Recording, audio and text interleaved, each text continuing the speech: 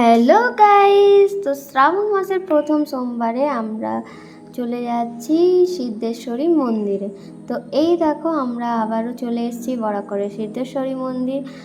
তো তোমরাই প্রথমে ঢুকতে বাঁ হাতে পেয়ে যাবে গণেশের মন্দির এবং ডান হাতে পেয়ে যাবে মহিষামর্দিনীর মন্দির।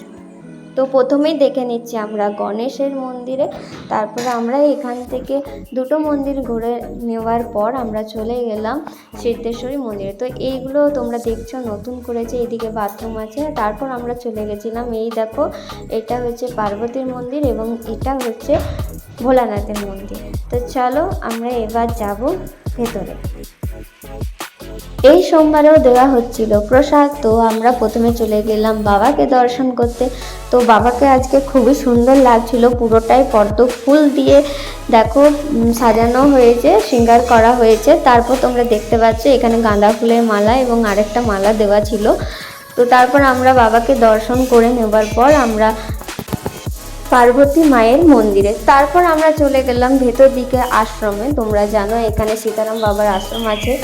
এখানে যে মূর্তিগুলো দেখতে পাচ্ছ এগুলো সবই সীতারাম বাবার পাওয়া মূর্তি। তো এখানে অনেক কিছুই মূর্তি ছিল, যতটা পাচ্ছি তোমাদের সাথে এখানে আমি শেয়ার করছি।